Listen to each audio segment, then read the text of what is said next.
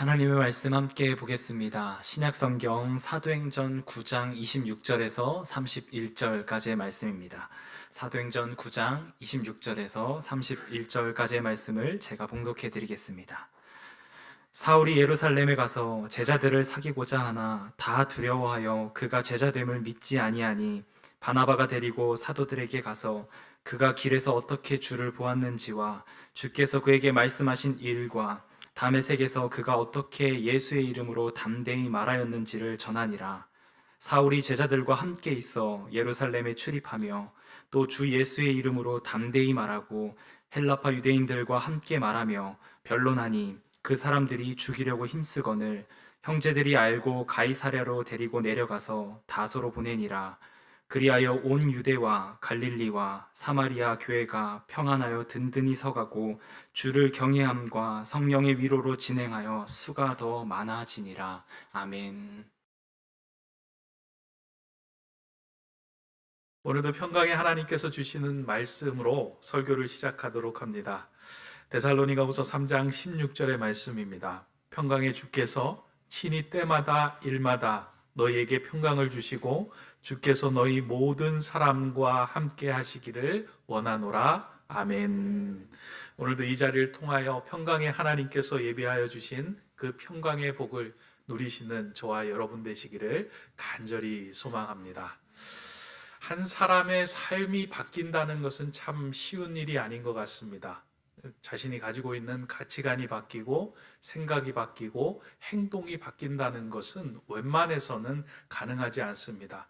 그럼에도 불구하고 한 사람의 생각이 바뀌고 가치관이 바뀌는 그 결정적인 계기들을 자세히 살펴보면 자신보다 더 큰 가치관, 자신보다 더 큰 생각, 자신보다 더 큰 사람을 만날 때에 우리의 생각과 행동이 바뀌는 일들이 일어납니다. 그 대상이 어떤 경우에는 책을 통해서 일어나기도 하고요. 어떤 경우에는 사람을 통해서 일어나기도 하고 어떤 경우에는 자신이 믿는 신앙의 대상을 만남을 통해서도 이루어집니다. 그렇게 나의 좁은 식견과 가치관을 뛰어넘는 상대를 만날 때 우리가 가지고 있었던 생각들은 깨어지고 새로운 가치관들로 질서가 잡히게 됩니다.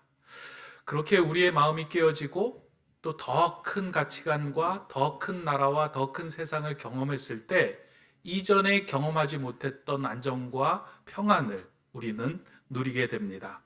그러한 의미에서 볼 때 평안이라고 하는 것은 아무런 일도 일어나지 않는 고요한 상태가 지속되는 것을 의미하는 것이 아니라 나의 좁은 식견, 그리고 나의 자아, 나의 고집된 모든 것들이 깨어지고 더 큰 가치관, 더 큰 하나님의 나라를 경험할 때 우리 안에 밀려오는 것이 평안입니다. 그러니까 그것이 깨어지고 새로운 질서가 잡힐 때 우리 안에 진정한 평안이 찾아온다는 것입니다. 그래서 우리가 예배할 때요, 고요하게 잠잠하게 누리는 것이 평안이 아니라 속이 시끄러워지고 나는 이렇게 생각했는데 하나님의 말씀은, 하나님의 뜻은, 나를 향한 계획은 이것이었구나 하고 그분 앞에서 우리가 무릎이 꿇려지고 그분 앞에서 우리의 생각들이 깨어지는 것을 경험할 때 우리는 평안이 찾아오게 됩니다. 구약 성경에 보면 잠언이라고 하는 성경이 있죠. 이 잠언이라고 하는 잠자가 무슨 잠자인지 아세요? 잠을 자게 하는 말일까요? 잠자는 바늘잠입니다. 바늘과 같이 찌르는 말이라는 뜻인데요.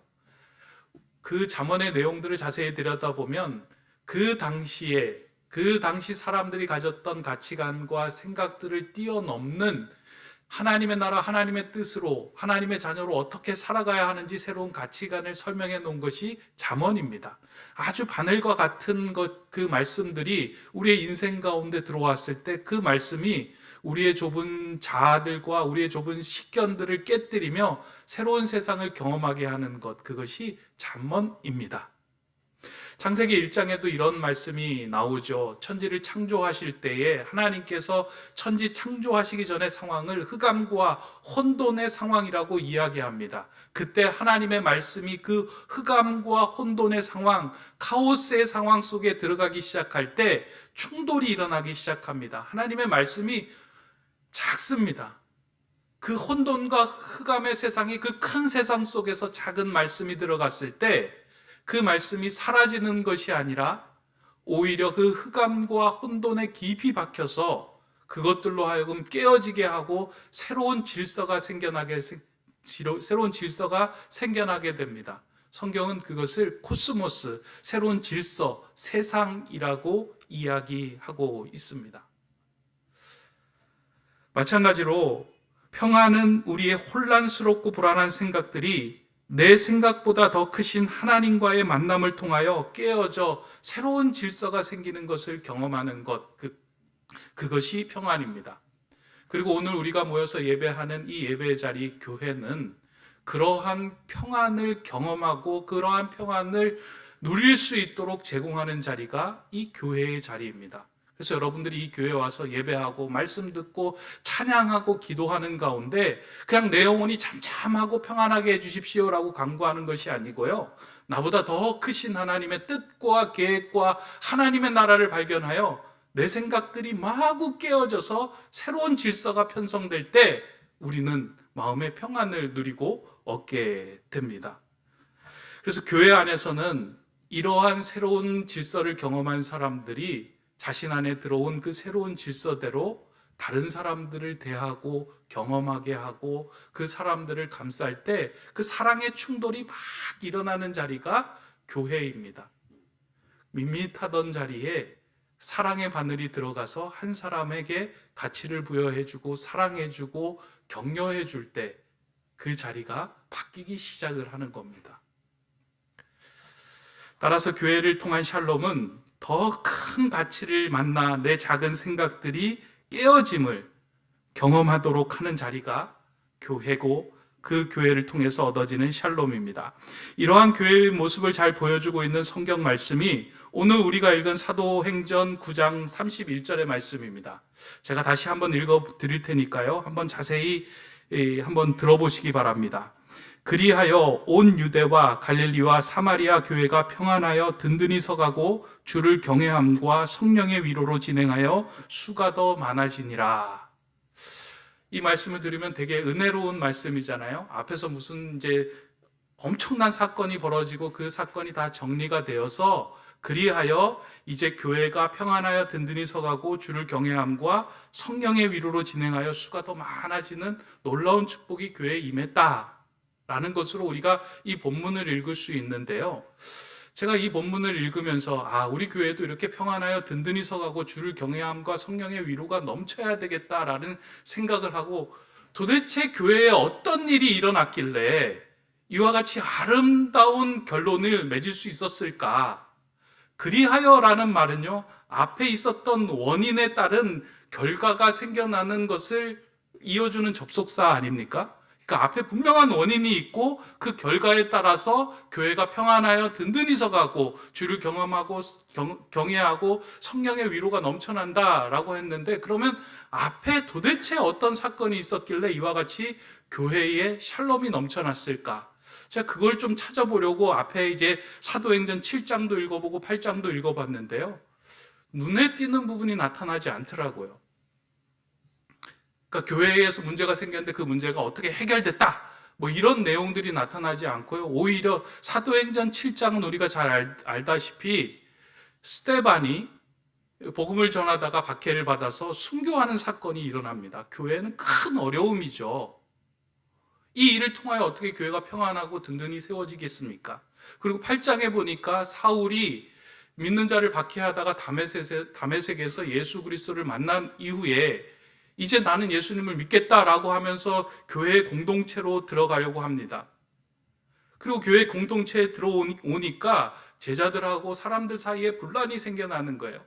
그리고 예전에 사도 바울과 함께 했던 무리들이 사울을 잡아 죽이려고 교회에 더 심한 박해를 이루어내는 일들이 일어나는 거예요. 어떻게 보면 교회가 평안하게 세워져야 할 이유를 찾아보기가 참 어렵습니다, 외면적으로는. 그런데 왜 성경은 그리하여라고 이야기를 하고 평안하여 든든하게 서간다라고 말씀하고 있을까? 참 그거에 대한 해답을 찾기가 어려워 깊은 묵상을 하던 중에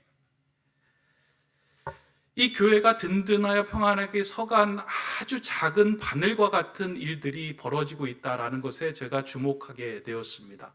그 교회에 아주 작은 바늘과 같은 그런 놀라운 변화가 그 교회 안으로 들어왔는데 그 일을 통해서 교회에 새로운 바람이 불기 시작한 것입니다. 세상의 가치관을 따르지 않고요, 하나님의 중심으로 한 영혼을 바라보며 품어주는 일들이 그 교회 안에서 이루어지기 시작한 겁니다. 그 핵심, 중심에 서 있던 인물이 오늘 본문에서는 바나바라고 이야기하고 있습니다. 바나바의 삶이 교회를 평안하게 든든하게 새롭게 세워가는 질서를 만들었던 그 한 점 바늘과 같은 역할을 하고 있음을 오늘 본문을 통해서 우리에게 말씀합니다. 성경에 등장하고 있는 바나바라고 하는 사람은 원래 이름은 바나바는 아닙니다. 사도행전에 보면 그 이름은 요셉이었더라라고 이야기를 하고 있는데요. 근데 성경 속에서 바나바는 요셉이라고 불리지 않고 계속해서 바나바라고 불리웁니다. 바나바라고 하는 이름의 뜻은 위로의 아들, 건면하는 사람, 권위자라는 의미입니다. 건면하고 위로하는 자의 아들이라는 의미를 가지고 있습니다. 바나바라고 사용했던 이유는 그 교회 안에서 바나바는 다른 사람들을 위로하고 건면하는 역할을 잘했던 인물이었던 것 같습니다. 그래서 사람들은 요셉이라고 부르지 않고요, 바나바, 바나바, 바나바라고 그를 지칭하며 불렀던 것입니다. 이러한 바나바의 모습이 잘 드러나는 것이 사울이 주의 교회 공동체로 들어오는데 아주 결정적인 역할을 했다는 것입니다. 사실 사울은 예수 그리스도를 만난 후에 교회 공동체로 들어가려고 했지만 제자들의 벽에 갇혀서 그 안으로 들어서기가 너무나도 힘들어했던 상황이었습니다. 아무도 그를 받아주지 않았습니다. 제자들에게는 사울에게 가지고 있었던 편견이 있었기 때문에 그를 자신의 공동체로 받아들이는 일은 쉽지 않았습니다. 여러분, 이렇게 생각하면 좋습니다. 이단들이 막 와가지고 교회를 핍박하고 교회를 넘어뜨리려고 하다가 내가 예수 그리스도를 만났으니 당신 교회 공동체로 들어가겠습니다 라고 이야기를 했을 때 그 공동체에서 그 사람을 바라볼 때 어떻게 생각을 했을까? 쉽게 마음이 열리지 않고 그 사람을 있는 그대로 받아주는 것이 참 어려웠을 겁니다. 근데 바나바는 자세히 들여다보니까 사울을 향한 하나님의 뜻이 있었고 사울이 진정으로 하나님을 만난 것을 바라본 이후에 사울을 향하여 마음을 활짝 열고 그를 지지하고 받아주고 제자들을 설득하는 일에 앞장서기 시작을 합니다. 오늘 본문 26절, 27절이 그 내용을 기록하고 있습니다. 사울이 예루살렘에 가서 제자들을 사귀고자 하나 다 두려워하여 그가 제자됨을 믿지 아니하니 바나바가 데리고 사도들에게 가서 그가 길에서 어떻게 주를 보았는지와 주께서 그에게 말씀하신 일과 다메섹에서 그가 어떻게 예수의 이름으로 담대히 말하였는지를 전하리라. 미리 사울하고 깊은 이야기를 나눈 후에 사울이 보았던 예수 그리스도에 대한 그 은혜와 은총을 바울이 경험하고 전폭적으로 사울을 지지하며 그 공동체 안으로 들이게 그 바나바가 노력을 합니다. 그로 인하여 제자들의 마음이 열렸고 사울의 마음도 변화되었습니다. 저는 어떻게 사울이 평생 다른 사람들을 섬기고 사랑하며 교회를 세우는 일에 헌신할 수 있었을까? 저는 그 원동력, 그 시발점이 여기라고 생각이 됩니다. 내가 이렇게 교회에 사랑받지 못한 자였는데 바나바라고 하는 사람이 나를 격려하고 위로하고 사랑해주고 품어주고 이 공동체에 온전히 설 수 있도록 아낌없이 모든 것을 부어주었구나. 사역을 하다가 어려운 일들을 당했을 때, 힘든 일들을 당했을 때도 그 바나바의 아낌없는 그 헌신과 사랑의 힘에 힘입어서 그는 일어설 수 있었고 끝까지 주님이 원하시는 길을 달려갈 수 있었을 것입니다. 교회는 이런 바나바 한 사람을 통하여 교회가 점점 평안하고 온전하게 세워질 수 있습니다. 누군가 한 사람을 전적으로 전폭적으로 사랑해주는 그 한 사람을 통하여 교회는 살아나고 생명력이 부여됩니다. 저는 이 바나바를 생각할 때마다 늘 흘려지는 그 영상이 하나 있습니다. 예전부터 이제 제가 그 좋아하는 영상인데요. 제가 이제 그 목회 초창기에는 그 영상을 이제 비디오를 사가지고 청소년들에게 보여주기도 했고, 나중에 이제 부부들에게도 많이 보여주었던 영상인데, 그 영상이 무엇이냐면 TV 동화 행복한 세상에 나오는 암소 9마리라고 하는 영상입니다. 아마 보신 분들도 계실 겁니다. 근데 너무 감동적이에요, 이 내용이. 그 내용이 간단합니다. 한 의사가 아프리카의 외진 마을에 의료봉사를 하러 갔다가 그 마을에 유학을 다녀온 한 청년을 이제 만나면서 이 이야기가 시작이 됩니다. 이 유학을 다녀온 청년은 집도 부유하고 성진국에서 축산 기술을 배워가지고 와서 마을과 나라를 위해 일하겠다 하는 훌륭한 포부를 가지고 있는 청년이었습니다. 그러니까 사람들의 관심이 얼마나 이 청년에게 쏠렸겠습니까? 근데 그 마을 사람들이 관심을 가졌던 것은 다른 것이 아니라 이 청년이 과연 우리 동네에 어떤 여성과 결혼할 것인가에 대해서 많은 관심을 가졌습니다. 아마 그 동네에 살고 있었던 여성들도 혹시 자신에게 청혼하지 않을까 하는 그런 마음을 가지고 기대를 가지고 살았는데요. 근데 이 마을에는 특이한 결혼 풍습이 있었습니다. 여성에게 이제 청혼을 할 때는 암소를 데리고 가서 그 여인의 가족에게 주고 이제 청혼한 여성을 이렇게 집으로 데리고 오는 그런 풍습이 있었는데요. 그러니까 보통 일상적으로 여성을 데리고 올 때는 암소 1마리, 그리고 정말 대단한 집에 가문에 있는 여성을 데리고 올 때는 암소 3마리를 주고 이제 그 여인을 아내로 맞이하는 그런 풍습이 있었습니다. 근데 어느 날 이제 동네가 시끌시끌해진 거예요. 보니까 이 청년이 이제 암소를 끌고 결혼을 이제 승낙받으러 떠나기 시작한 거예요. 그런데 보니까 암소가 1마리도 아니고 3마리도 아니고 암소 9마리를 끌고 이제 그 동네 길을 막 나가는 거예요. 사람들이 주목하기 시작했습니다. 관심을 가지기 시작한 거예요. 도대체 어떤 집으로 향하길래 암소 9마리나 되는 것을 가지고 끌고 갈까? 얼마나 대단한 여성을 아내로 맞이하길래? 혹시 마을 촌장의 딸일까? 마을의 여선생일까? 어떠한 얼마나 예쁘고 얼마나 훌륭한 여성일까? 라고 생각을 하고 주목하고 보았는데, 사람들의 기대와 달리 그 마을의 가장 끝집에, 외딴 집에, 그리고 허름한 집에 사는 곳에 도착해서 그 집 노인에게 암소 9마리를 건네주고 이제 이렇게 청혼을 하게 됩니다. 그 청혼을 받고 나온 여성을 보니까 키가 크고 비쩍 마르고 심약해 보이는 한 여성이 나오는 거예요. 사람들이 보기에 암소 1마리밖에 안 되겠는데 왜 9마리나 줄까? 저 여성은 남성을 홀리는 마법을 가진 여성이다 라는 이야기가 막 수군대면서 퍼졌습니다. 그 상황을 듣고 이제 이 의사는 거기 상황까지만 보고 봉사를 마치고 이제 본국으로 귀국을 합니다. 그리고 난 후에 한참 시간이 흘러서 휴가차 그 마을에 이제 오게 됩니다. 그 마을에 오게 되니까 이 의사도 궁금하니까 그 청년의 집에 이제 찾아간 거예요. 청년의 집에 찾아가서 이제 저녁 식사를 하는 자리에서 계속 이제 그걸 꺼내서 물어보고 싶은 거예요. 암소 9마리 그 여인이 어떻게 되었는지가 궁금한 거예요. 왜 암소 9마리를 주었는지 너무 궁금해서 이제 툭 꺼내서 물어본 거예요. 왜 암소 9마리를 그 여인에게 주었습니까? 그러자 아무 얘기도 하지 않고 대답을 하지 않는 거예요. 잠시 후에 그 집에 이제 한 그 아내가 되는 여인이 찻잔에다가 차를 담아가지고 나오는데 아주 우아하고 아름답고 유창한 영어를 구사하는 한 여인이 나오는 거예요. 그래서 의사가 생각하기를, 그래, 이 의사가 다른 여성을 만나서 결혼했구나. 암소 9마리 정도라면 이런 여성이 아내로 되면 충분하겠다라는 생각을 하고 있는데, 이제 사업가가 그렇게 얘기를 한 거예요.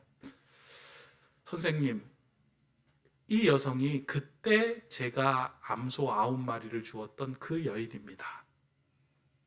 그 당시에 동네에서는 암소를 몇 마리를 데려가느냐에 따라서 모든 여성들이 관심이 있었기에 제가 암소 9마리를 데리고 그 여인에게 주었습니다. 왜냐하면 제가 사랑하는 여인이 암소 한 마리 가치에 갇혀서 살기를 원하지 않았습니다.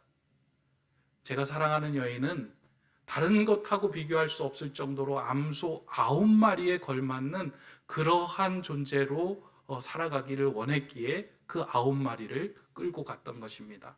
그 이후로 제가 제 아내에게 아무런 말도 하지 않았지만 아내는 그 암소 9마리에 걸맞는 삶을 살아가기 시작했습니다. 자존감이 생기고 자신에게 그러한 가치를 부여했던 그 남편을 생각하면서 훌륭한 여성으로 가꾸어졌습니다. 이런 이야기가 이제 동화의 내용입니다. 암소 9마리의 가치를 부여했던 그 남편을 통해서 한 여인의 인생이 놀랍게 변했던 모습. 아마 바나바는 사울을 생각하면서 사울의 모습을 볼 때 저렇게 핍박을 당하다가 교회로 들어오는 사람, 그래 그냥 그런 사람이지라고 생각하며 거기에 머무를 수도 있었겠지만 이 사람을 통하여 하나님의 크신 계획이 있고 하나님의 놀라운 섭리가 있다라고 하는 것을 한없이 그에게 쏟아 부어 주었습니다. 그로 인하여 사울의 마음이 어떠한 마음이 들었을까? 저는 사울의 마음이 넓어지고 하나님을 향한 사랑이 커졌던 그 이유가 여기서부터 시작됐다라고 생각이 됩니다. 교회는 어떤 곳이어야 될까? 교회는 이런 바나바와 같은 사람이 가득한 공간, 그리고 한없는 가치를 부여해주는 공간이 되어야 된다라고 저는 생각합니다. 그런데 지금껏 우리의 교회를 보면은요, 세상의 가치관을 그대로 가지고 와서 교회에서도 사람들을 바라보고 사람들을 평가하고 사람들에게 이야기를 합니다. 특별히 우리의 자녀들을 볼 때도 그래요. 우리의 자녀를 볼 때요, 세상의 가치관이 자녀를 바라볼 때 어떠한 가치관으로 자녀를 바라볼까요? 공부 잘하느냐, 못하느냐, 성적이 얼마냐, 그 다음에 어떤 대학을 갔느냐, 이거에 따라서 쟤는 미래가 있어, 가능성이 있어, 쟤는 충분한 자격이 있는 사람이야 라고 한정을 짓습니다. 이건 모든 사람들이 다 마음속에 가지고 있는 생각들이에요.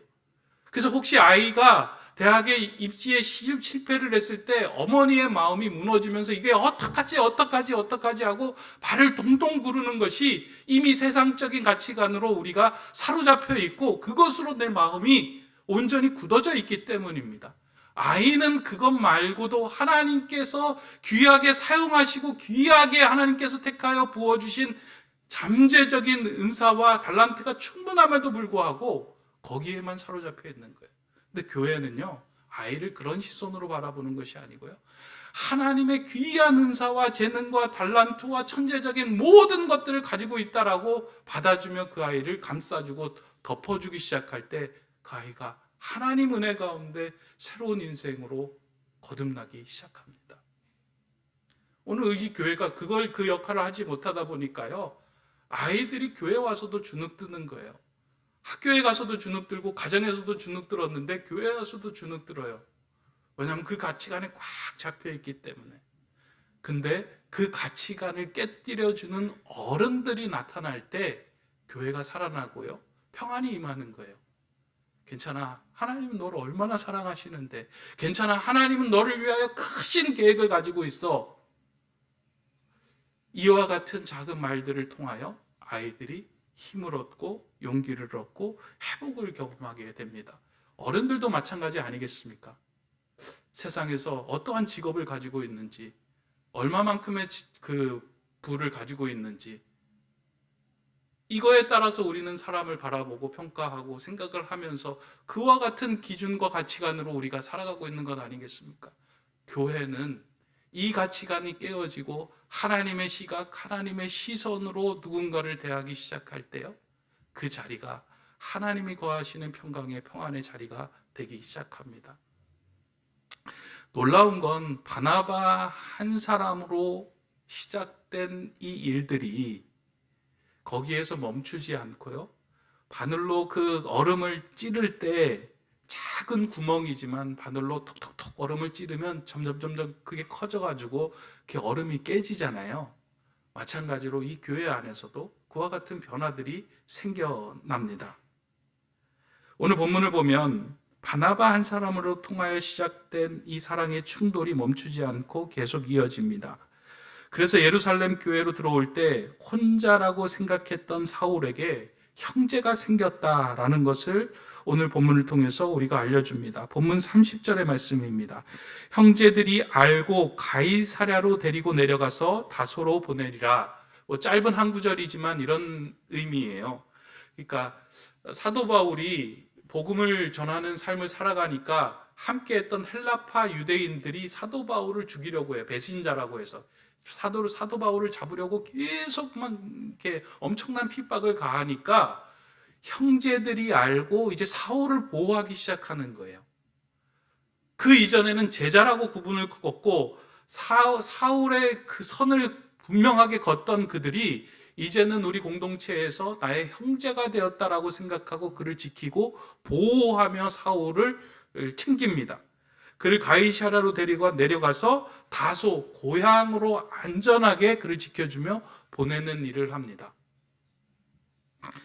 새로운 공동체에 어색한 사울에게 있어서 바나바를 중심으로 생겨난 그 사랑의 마음들이 한순간에 사울이 마음을 터놓고 안심할 수 있는 가족과 같은 공간이 되기 시작한 거예요. 저는 이 본문을 읽으면서요, 교회는 정말 하나님의 마음을 나누는 가족과 같은 공동체가 돼야 된다. 근데 이 가족과 같은 공동체를 생각하다가요, 명절이 있잖아요. 명절에도 가족이 있는데 두 개의 가족이 있어요. 시댁이 있고 친정이 있고. 여러분 어디가 더 편할까요? 시댁을 폄하하는 건 아니지만 며느리 입장에서 보면 시댁이 아무리 잘해줘도 시댁에 가서 지낼 때는 자신의 마음이 있는 것들을 다 터놓을 수가 없습니다. 그리고 무엇인가 꾸며야 될 것 같고 무엇인가 일을 해야 될 것 같고 무엇인가 챙겨야 될 것 같은 마음에 늘 마음이 불안합니다. 교회는 친정과 같은 곳이어야 된다라고 할 때는요, 그 친정은 그냥 내 마음을 내어놓는 거예요. 실패하고 지치고 아플 때 그냥 찾아가서 엄마 나 힘들어, 아버지 나 힘들어요 라고 이야기했을 때 그래 힘들지 괜찮다 밥 먹자. 그럴 수 있는 공간이 교회가 되어야 된다라고 생각을 합니다. 우리 인생에서 낙심되고 슬프고 지칠 때요, 그냥 친정과 같은 공간에 머무르면서 그냥 마음의 평안을 느끼는 거예요. 권면과 위로의 아들 바나바와 같은 사람이 그 한 사람을 품고 품어주고 격려하고 괜찮다라고 말해줄 수 있는 공간이 있다면 그 교회 공동체는 평안하여 든든히 서가는 교회가 됩니다. 아마 사울은 그러한 형제들의 손길이 너무 따뜻하고 행복하였을 것입니다. 다소로 사울이 이제 가서 성경에는 나오지 않지만 10년간의 시간을 그 다소에서 보냅니다. 그 10년간의 시간을 보내면서요, 따뜻한 그 사랑을 경험한 그 사울이 하나님께 받은 이 사랑을 많은 사람들에게 돌려주어야 되겠다라고 생각하고 자신도 가는 곳마다 하나님의 말씀을 심고 사랑을 심는 그 바늘과 같은 역할을 합니다. 놀라운 건요, 그가 가는 곳마다 사람들의 생각이 깨어지고 바뀌어지고 회복되기 시작합니다. 그로 인하여 이 땅에 많은 교회들이 세워집니다. 오늘 본문에서 그리하여는 이러한 일로 인하여라는 뜻입니다. 대단하고 놀라운 일들로 인하여 교회가 평안하고 든든하게 서간 것이 아니고요, 저와 여러분 중에 누구 한 사람을 통하여 바나바와 같은 그 사랑과 위로의 마음을 통하여 교회가 변화되고 든든하게 세워져 가는 겁니다. 그 교회 안에 주를 경외하고 성령의 위로가 넘치게 되는 겁니다. 저는 오늘 본문 이 31절이 우리 높은 뜻 세움교회의 결론이 되는 구절이 되면 좋겠다 생각이 됩니다. 해야 할 일들도 많고요, 섬겨야 되고 우리 교회가 행해야 될 여러 가지 사역들이 있겠지만 먼저 평안하여 든든하게 서가기 위해서는 우리 내적으로 바나바와 같은 일, 가족과 같은 일, 친정과 같은 일들에 주목할 수 있는 그 한 사람이 세워지면 좋겠다. 그리고 그 한 사람으로 인하여 우리 교회가 더 평안하게 든든하게 세워지면 좋겠다 생각됩니다. 그래서 제가 여러분들에게 부탁을 드립니다. 우리 교회에서는 아이들에게 너 몇 등 하냐? 공부 잘하냐? 뭐 이런 세상적인 가치관과 기준으로 아이들에게 절대 물어보지 마시기 바랍니다. 그냥 아이에게 한없는 사랑과 격려와 따뜻함을 마구마구 부어주시기 바랍니다. 그 따뜻한 사랑과 격려와 나도 괜찮은 사람이다. 나도 교회에 갔더니 나도 충분하게 이 세상에서 무엇인가 할 수 있는 사람이다 라는 그 격려를 받은 그 사람을 통해서 사회가 더 따뜻해지고 온전해질 수 있습니다. 교회는 그런 사람들이 길러지는 공간입니다. 저는 그러한 바나바가 저와 여러분들이 다 되기를 소망합니다. 그래서 교회 오면은요, 형이 있고 오빠가 있고 또 친정에 가면은 격려해 줄 수 있는 그 이제 아들들 장남 뭐 이런 게 있잖아요. 저도 그런 역할을 하면 좋겠다라는 생각을 하고요. 여러분들도 그런 역할을 감당함을 통해서 우리 교회가 내적으로 이렇게 먼저 교회 안에서 샬롬을 누리는 그런 공동체가 되었으면 좋겠습니다.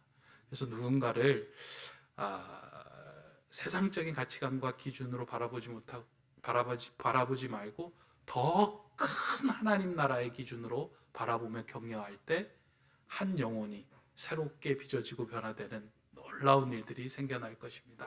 그런 샬롬을 많이 누리는 주님의 교회, 우리 높은 뜻 세운 교회가 되기를 주님의 이름으로 간절히 소망합니다. 기도하겠습니다.